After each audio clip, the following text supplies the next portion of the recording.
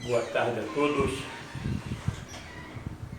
Jesus nos envolva nesta tarde de quinta-feira, nos fortaleça para que possamos vencer as nossas próprias imperfeições, as nossas dificuldades.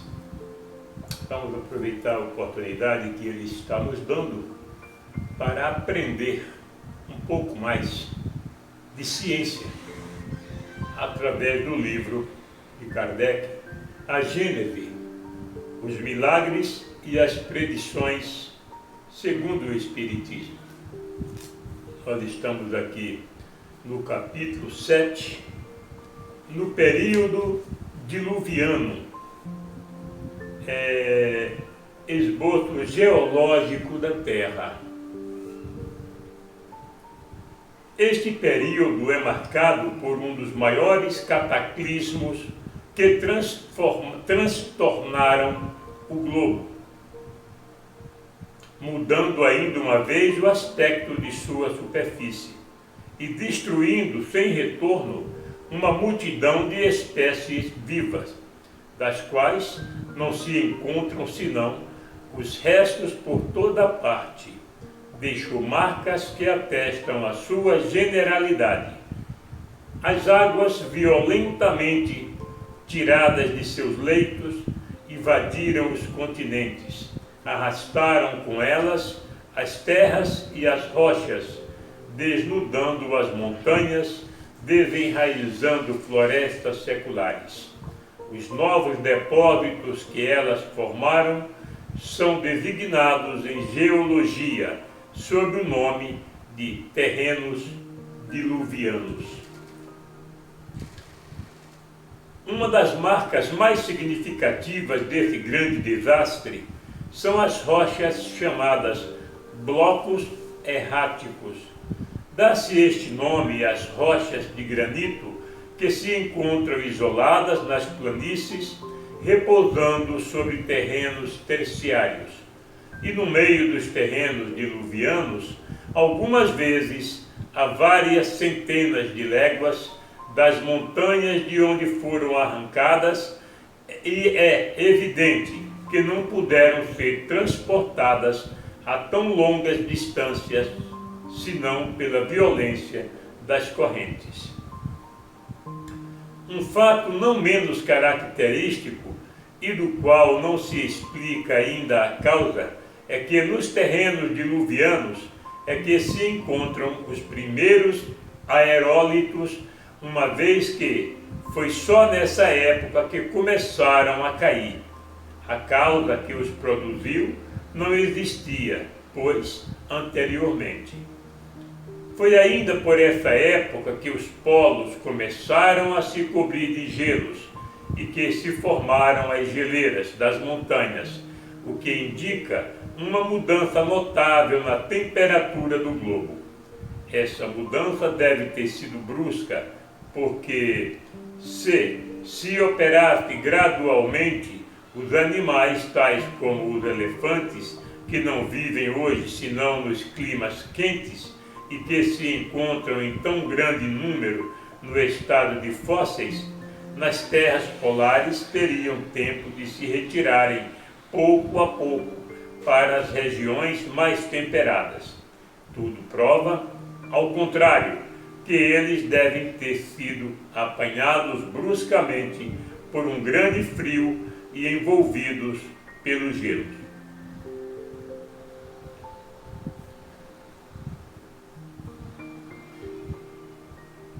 Esse foi, pois, o verdadeiro dilúvio universal.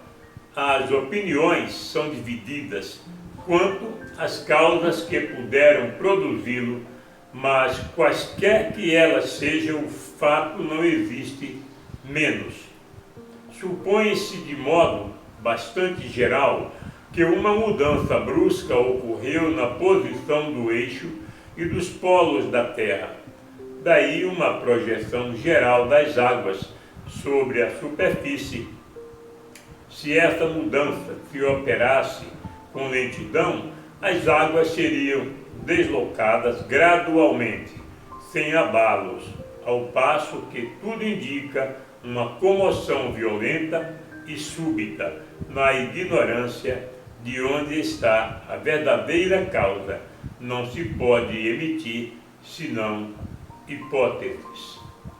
O deslocamento súbito das águas pode ter sido ocasionado pelo soerguimento de certas partes da crosta sólida e a formação de novas montanhas no seio dos mares, assim como ocorreu no começo do período terciário, mas, além de que o cataclismo não teria sido geral, isso não explicaria a mudança súbita da temperatura dos polos.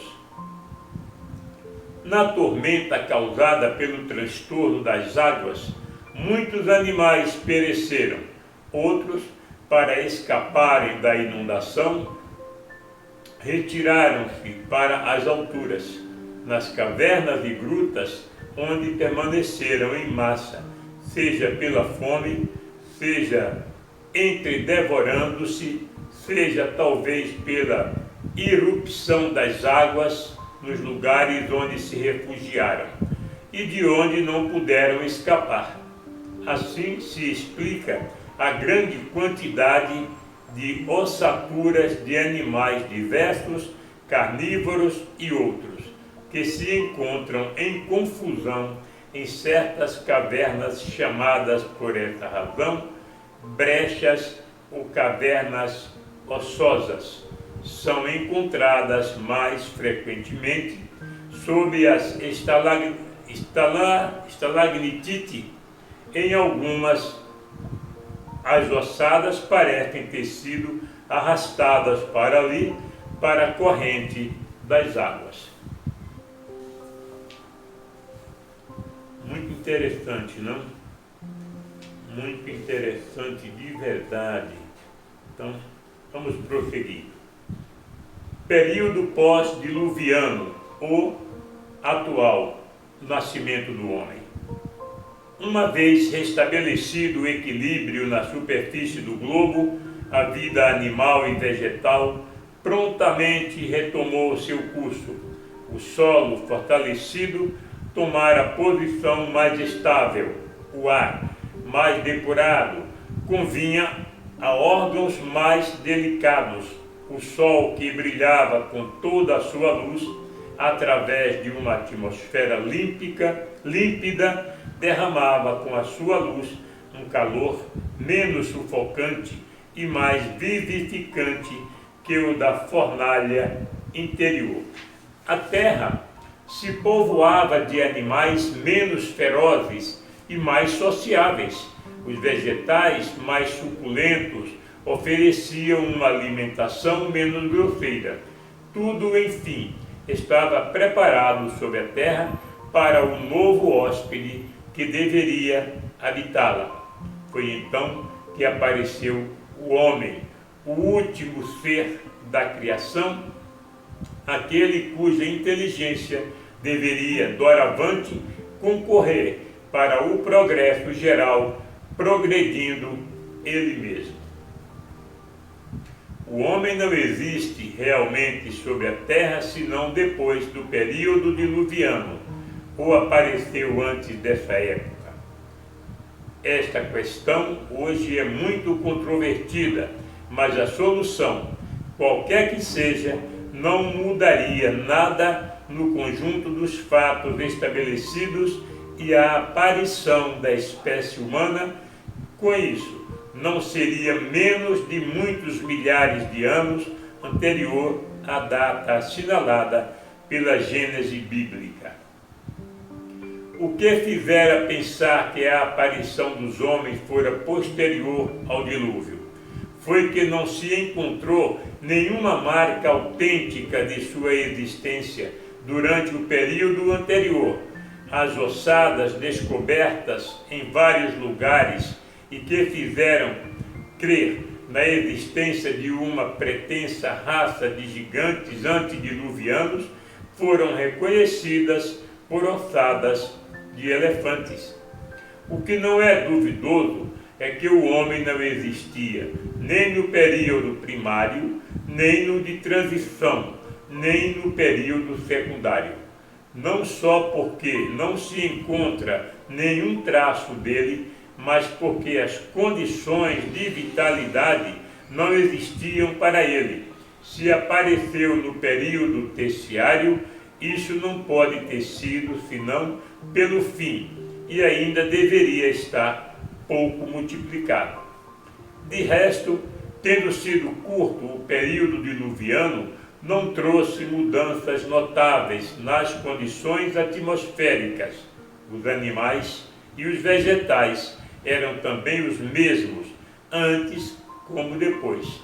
Não é, pois, impossível que a aparição do homem haja precedido esse grande cataclismo. A presença do macaco nessa época é hoje constatada e recentes descobertas parecem confirmar a do homem. Como quer que seja que o homem haja aparecido ou não antes do grande dilúvio universal, é certo que o seu papel humanitário não começou realmente a se desenhar senão no período pós-diluviano. Pode-se, pois, considerar tal período como caracterizado por sua presença. Temos aqui um rodapé, Ver o Homem Antediluviano, por Boucher, de Peter,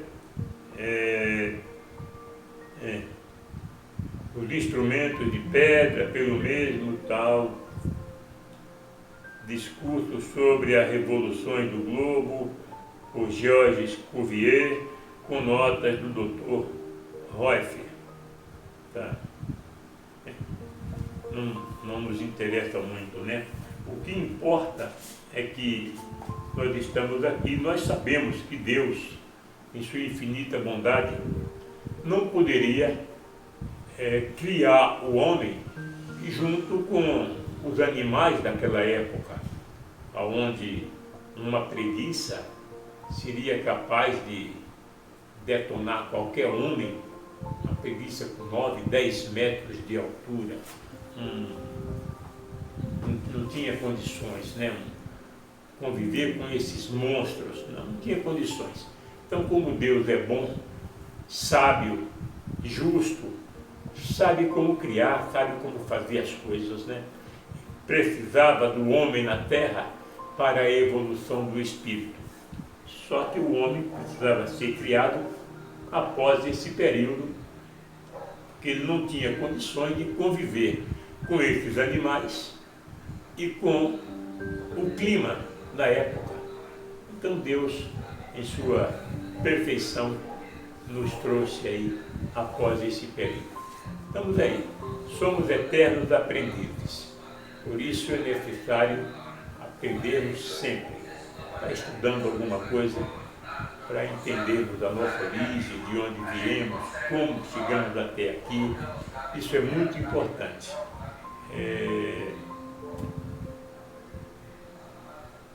O saber não ocupa lugar. E nós, seres encarnados, espírito encarnado, vestindo temporariamente um terno de carne, não é? Para dizer a verdade, nós somos eternos aprendizes. O homem nada sabe. A cada momento, a cada minuto, a cada segundo da nossa existência aqui na Terra, nós aprendemos alguma coisa. E isso é muito importante. Aquele que se interessa, e tem muitos que não se interessam por nada, esses apenas fazem peso em cima da terra.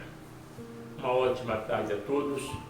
Na próxima semana, se Deus quiser, nós iniciaremos um novo capítulo, o capítulo 8, a teoria sobre a terra. Tá certo? Um ótimo final de quinta-feira, um ótimo final de semana, e até lá, se Deus quiser, se Deus permitir, se Jesus consentir, estaremos aí mais uma vez para mais um aprendizado. Boa tarde.